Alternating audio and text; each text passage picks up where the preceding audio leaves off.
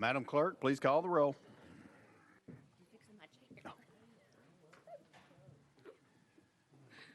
Representatives Baum. Here. Camper. Freeman. Here. Gant. Hawk. Here. Hazelwood. Lynn. Ogles. Here. Todd. Whitson. Here. Williams. Here. Wendell. Chairman Hicks. Here. You have a quorum. Thank you very much. Members, are there any personal orders or announcements before we get started? Seeing none, we have a total of 12 bills on our calendar for today. Item number 1 is going to be House Bill 1712 by Deputy Speaker Johnson. You have a motion and a second. Sir, you're recognized for a brief description. I object. You're recognized, sir. Thank you, Mr. Chairman. Committee, House Bill 1712 allocates certain funds for the use of parking garage in Clarksville. At the present time, the county is about halfway finished with a $130 million multi-purpose event center, which has generated a lot of activity in that area. This property right now is a parking lot. This would simply allow them to build a parking garage. And I would like to thank the other members of the Montgomery County delegation for showing up, Representative Reedy and Representative Hodges. All right, thank you very much, members. You've heard the description of House Bill 1712. Any discussion? Seeing none, we're now voting on House Bill 1712, moving on to full finance. All those in favor say aye. Aye. All those opposed, no. The ayes have it. House Bill 1712 moves to full finance. Thank you, Mr. Chairman. Committee. That brings us to item number 2 on our calendar, House Bill 1657 by Chairman Faison. Good morning, you have a committee. motion and a second. You're recognized for a brief description. The local premier resort bill. Thank you for that description. It's a local premier resort bill. All right, you've heard the description. Any discussion on House Bill 1657? Leader Camper. Thank you, Mr. Chairman. Mr. Sponsor, is this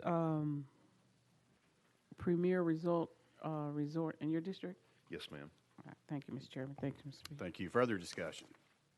Seeing none, we're now voting on House Bill 1657, moving on to full finance. All those in favor say aye. All those opposed, no. The ayes have it. House Bill 1657 moves to full finance. Brings us to item number 3. Item number 3 on our calendar is House Bill 1688 by Chairman Holsclaw. You have a motion to second. You're recognized for a brief description.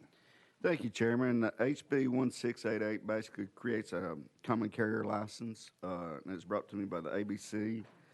And it does basically 3 things. It's going to ensure that alcohol don't get in the hands of minors. It's going to ensure compliance, and then it'll also ensure that we collect tax. And that's basically what the bill does. All right, thank you for this description. Members, any discussion on House Bill 1688? Seeing none, we're now voting on House Bill 1688, moving on to full finance. All those in favor say aye. Aye. All those opposed, no. The ayes have it. House Bill 1688 moves to full finance. Thank you, Chairman Committee. Thank you, Chairman. Item number 4 on our calendar is House Bill 1881 by Chairman Rudd, and I do not see him just yet. Let's roll this to... Oh, here he comes in right now. We'll wait on Chairman Rudd. We will let you come to the podium now. We aim to please in this committee. All right, House Bill 1881, that's item number 4. It's by Chairman Rudd. Sir, you are recognized. We have a motion to second. Is there a motion to second for House Bill 1881? We have a motion to second. Sir, you are now recognized for a brief description. Thank you. What this is a bill to create an employee parking garage on the other side of our building of ours.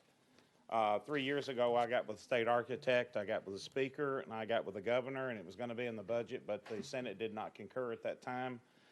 They estimated to build a 400-place parking garage since it would be far cheaper on that side of the building since you don't have to build 3 retaining walls. They could build enough parking space to accommodate our legislative employees. Right now, we're paying $2 million a year to rent the garage across the street. Concrete is falling on their cars. They have to walk over homeless people at a certain time at night. The doors are locked, and they have to walk all the way around to James Robertson to enter. With a $53 billion budget, I figure we can spare 10 to 15 million to build a parking garage for our employees, and that's what this is for. All right, thank you for this description. Members, are there any discussion? Chairman Todd, you are recognized. Thank you, Mr. Chairman. Chairman Rudd, I appreciate you bringing this. I remember you talking about this at least a couple of years ago, right after I got here. And just being from a small business and looking at making investments that pay off and make sense. Just from the dollar standpoint, it makes so much sense to do this since we're already leasing that space. And then you add on the other points that you made, I certainly support this. I think this is a very good idea that's long overdue. Thank you. All right, thank you very much. Chairman Williams, you're recognized. Thank you, Chairman Rudd. I too, like my colleague from West Tennessee, think it's a great idea for us to have a parking garage for our employees. I guess if you could explain to me, this looks like the funding would be paid for by fees from the employees. Is that what that? No, it would come out of the general fund. Okay, and so the estimate of $15 million, I had a little bit of understanding of what things cost. That looks to be grossly underestimated as it relates to what a cost per parking space is. Where did you come up with the $15 million again? The architect who designed this, remodeled this building, and the state architect that was in charge of our garage, he said due to the fact that we wouldn't need 3 retaining walls, there's not 2 buildings on either side, and we have the tunnel, that it would actually be cheaper to build on this side, and it's already lower. So we could go down 1 floor. There's already a glass entrance, so it's much more economical to build on that side versus it did over here. And this one cost $10 million. Ours. Mm-hmm. Okay, thank you very much. All right, thank you. Members, further discussion. Chair Lady Hazelwood. Just out of curiosity, when was that number determined? I'm just trying to tell if it's pre or post inflationary numbers and what kind of additive factor we might need to put on that. Chairman Rudd. 4 years ago is when I asked him to come up with it, and he estimated then it would be approximately 10 to 12 million. So I added up to 15 due to it's been 3-year wait. Chair Lady Hazelwood. All right, further discussion. Chairman Williams. It's really a parliamentary, I guess, question maybe. Sat on this committee quite a few times, but rarely seen an appropriations bill stand on its own. Is this something that would be new? I don't ever remember this as a process. Can somebody, maybe in legal or can tell us, is this in order, or would it normally be through an appropriations amendment process that you would do that? Chairman, I'll take a stab at that. I can tell you in the past, I have seen where appropriations were filed as a bill. If you'll remember, when we do file appropriations, we usually ask to go that route. But there's nothing prohibiting a member like Chairman Rudd from filing an actual bill that would appropriate money. There's nothing that would prohibit that. Thank you. Representative Ogles. Thank you, Chairman. Thank you, Representative Rudd, for bringing this. And I just want to say to the committee, even if that number were to be 20 million, I think it's a worthwhile investment. I think we're on borrowed time as far as those employees crossing the street, and the fact that our troopers don't have video surveillance of them once they cross the road, and then it's another entity that's monitoring, private security company. I mean, I just feel like there's major security concerns for the employees of this building. So I hope we do this and expedite it as quickly as possible. Thank you. Thank you, Chair. Thank you, Representative Ogles. Further discussion? All right, seeing none. As it's already been alluded to, as we've already discussed, there isn't a cost associated with it. It does have a fiscal note, but it sounds like, Chairman Rudd, you may have some strong support on this committee, so we certainly look forward to picking this back up. But due to the cost, currently, we will have to place it behind the budget. So without objection, behind the budget. Thank you. Thank you. All right, that brings us to item number 5. Item number 5 on our calendar is House Bill 474 by Chairman White. You have a motion and a second. And, sir, before you begin, just to remind everyone, last year we actually adopted Amendment 005530, which is currently on the bill. So we are looking at this bill as amended. So with that being said, you have a motion to second. You are recognized. Thank you. As you said, Chairman, this is left over from last session. I'm keeping it alive and see if I can find the funding for this. This bill last year was brought to me by our district attorney. It's a bill designed to protect our children. There was a case where you have indecent exposure by an adult over 18 to children. This particular case happened in our community. The DA could not prosecute because the law says if you're 13 and younger, and these children were 14, and so they couldn't do anything about it. So we're changing the code up to under 15, which is what we can legally do, but of course it generates a fiscal note. So hopefully I can find the funds between now and budget time so we can get this bill passed. This is a good bill to protect our young boys, young girls from adults who would have indecent exposure before them. All right, thank you very much, Mr. Chairman, for that description. Members, any discussion on House Bill 474? That was actually, we're going to hold up on that. That was not timely filed, and so we're going to hold up on that. We'll actually have time. We're going to have to place this behind the budget due to the cost, so the chairman will have plenty of time to put that on in proper order. So we're going to hold up for that. Any questions on House Bill 474? Seeing none, Mr. Chairman, as you've alluded to, it does have a cost associated with. I know you're working hard to try to work on that. So without objection, House Bill 474 behind the budget.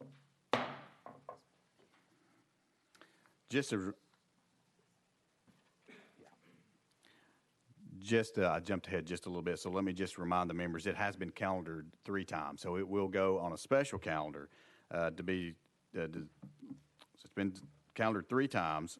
We'll need to place it on a special calendar to be published with our final calendar pursuant to House rules. And so let me say that again without objection. 474 will go on the special calendar to be published with the final calendar without objection. Get that right. Thank you for that. Thank you, Chairman of the committee. Chair lady's keeping me straight up here. I appreciate that. I apologize. I knew Myrna was actually keeping you. I will take all the help I can get. All right, item number 6, that also brings us to Chairman White, House Bill 753. You have a motion and a second. You're recognized on the bill, and it looks like you have an amendment that needs to be filed, drafting code 013415. Is that correct? 3415. Let me just double check. I believe that's correct. Let's go with that. Okay, that sounds good. You have a motion and a second on the amendment, so you are recognized on the amendment. Okay, thank you. And I have met success here. This bill also came before the committee last year. It's dealing with our LEAs or in our school districts. They are required by federal law to provide certain health-related or medical assistance services within our school facilities, such as physical therapy, occupational therapy, behavioral counseling, speech therapy, and other services. And what this bill does is enable us to, the federal government reimburses for these things, but we didn't have in place the things to do that. And so it had a fiscal note of $491,000, $493,000 last year, and I've got letters from Commissioner Butch Ely. They're taking care, they're fully funding that this year. So we do have the money for this one, and I'll turn those over to you. And so that's what it will enable our LEAs, save them a lot of money, because right now they have to provide this, but we're not getting reimbursements from the federal government. This will enable us to do so. All right, thank you for this description of the amendment. Members, any discussion on Amendment 013415? We have a motion to second. Any discussion? Seeing none, we're now voting on Amendment 013415 to House Bill 753. All in favor say aye. All opposed no. The ayes have it. We're back on the bill as amended. All right. So you're recognized on the bill as amended. Anything else you would like to? Thank you. No, that basically is what it does. And now that we have the funding, let's don't put it behind the calendar. All right. Behind the budget. All right. I think I heard someone call for the question. Any objection to calling the question? Seeing none, we're now voting on House Bill 753, moving on to full finance. All those in favor say aye. All those opposed no. The ayes have it. House Bill 753 moves to full finance. Thank you very Chairman. much. Thank you. Item number 7 on our calendar is House Bill 1320 by Representative Hardaway. There he is. I think did I hear a motion in a second? Yep, motion in a second. Good morning, sir. Good morning, committee members. Mr. Chairman, First, I'd like to know the posture of the bill. If I want to roll this bill, will it be rolled to a special calendar or next week? You have one more roll, All right. Representative Hardaway. Mr. Chairman, the bill is pretty straightforward. It creates an offense of using force or coercion to cause a person to join a criminal gang against their will.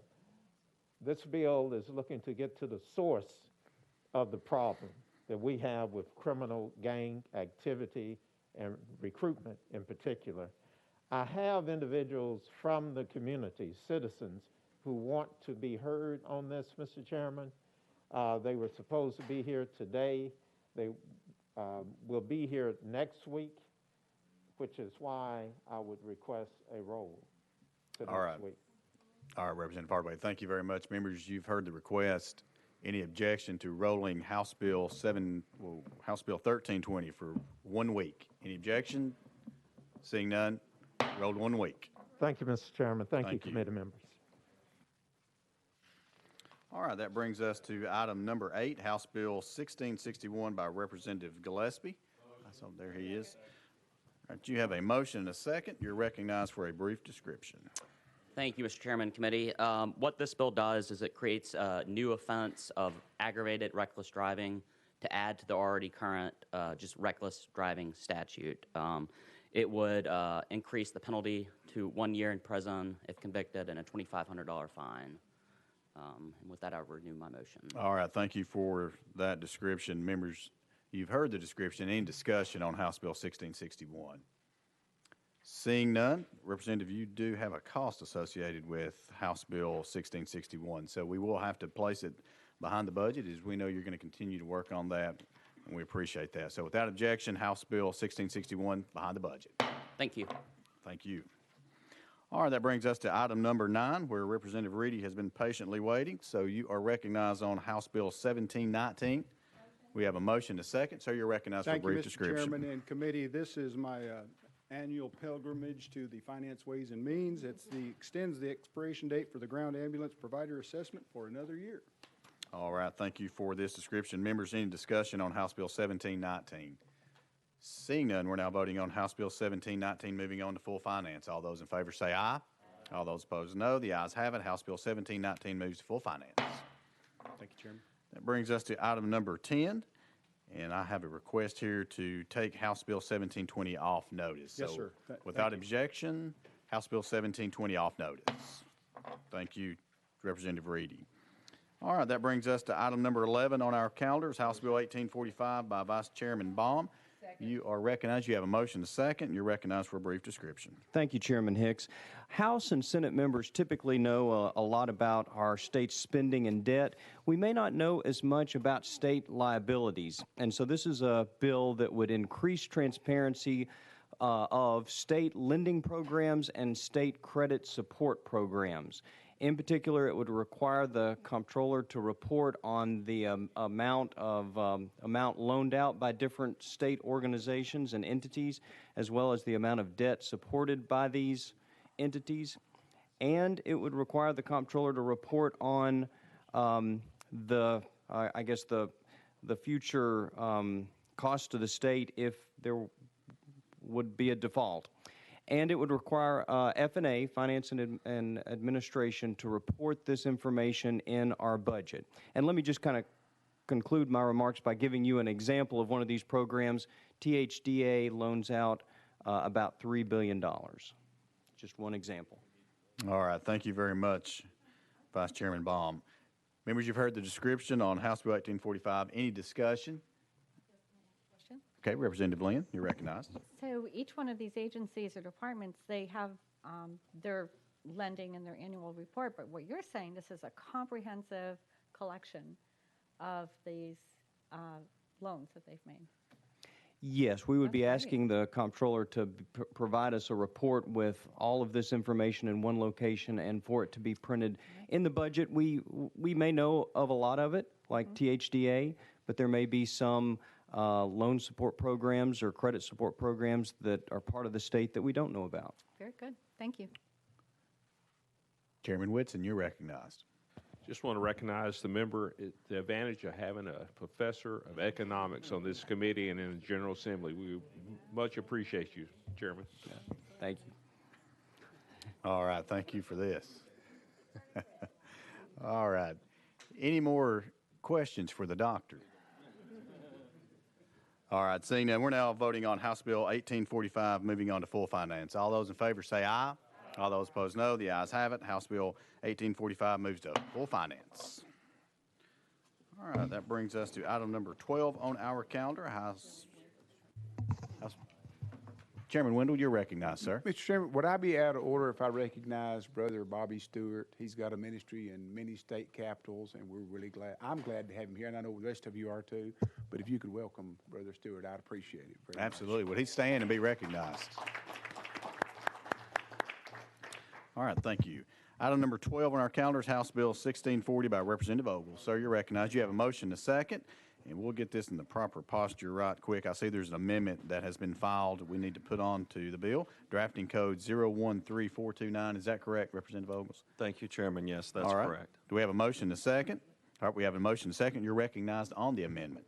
Thank you, Chairman, members of the committee. Surprisingly, still in the state of Tennessee, we're actually probating people that are convicted of rape. It's not a large population, but unfortunately, we're still granting probation to some people that have committed that heinous crime. This bill removes rape from the list of crimes that are probatable. Unfortunately, it had a very large fiscal note of right at $500,000. What the amendment does is it changes the piece of legislation to only account for the next calendar year. So to bring the fiscal note down to roughly $56,000 from the initial $491,500. And I know that some people will say, well, why would you do this every year and come back? I really think that this group needs to stay in as long as possible and serve all their time. And I think it's a worthwhile undertaking to come back and run this piece of legislation every year if we're not willing to fund the full amount right now. So I ask for the amendment to go on the bill and to be placed behind the budget at the lesser number. All right, Chairman. thank you for this description. Members, any discussion on the amendment? Seeing none, we're now voting on Amendment 013429 to House Bill 1640. All those in favor say aye. All those opposed, no. The ayes have it. We're back on the bill as amended. Sir, you're recognized on the bill as amended if you'd like to be recognized. Just would like to be placed behind the budget. All righty. Members, before we do that, any discussion on the bill as amended for the representative? Seeing none. All right. Well, as the sponsor has alluded to, there is a cost associated with House Bill 1640. So without objection, House Bill 1640 will go behind the budget. Thank you, Representative. All right, that completes our calendar for today. We have any further business coming before the committee? Seeing none, without objection, we're adjourned.